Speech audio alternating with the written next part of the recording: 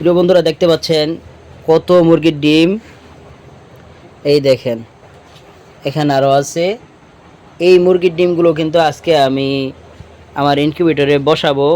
তো বসানোর আগে আপনাদের ডিমগুলো কিভাবে জীবাণুমুক্ত করতে হবে সেটা আমি আপনাদেরকে দেখিয়ে দিব। আপনারা সর্বপ্রথমে টিমসেন অথবা ভাইরোসিড অথবা জিপিসিড যে কোনো একটি জীবাণুনাশক স্প্রে পানির সঙ্গে মিশিয়ে দিবেন। মিশানোর পরে আপনারা উপর দিকে এভাবে স্প্রে করবেন, এভাবে উপর দিকে দেখেন, উপর দিকে হালকা হালকা স্প্রে করবেন যেন আপনাদের ডিমের মধ্যে শিশিরের মতো হালকা হালকা ছিটা পড়ে, যেন সরাসরি পানি ডিমের গায়ে না পড়ে। এই দেখেন এইভাবে সরাসরি ডিমের গায়ে স্প্রে করবেন না, এতে কিন্তু আপনাদের ডিমে সমস্যা হওয়ার আশঙ্কা থাকে। এবং ভালো একটি সুতি কাপড় দিয়ে আপনারা ডিমকে সুন্দর করে মুছে নেবেন। মোছার পরে ডিমের যে কোনো এক সাইডে একটি চিহ্ন দিয়ে ইনকিউবেটরে বসিয়ে দিবেন।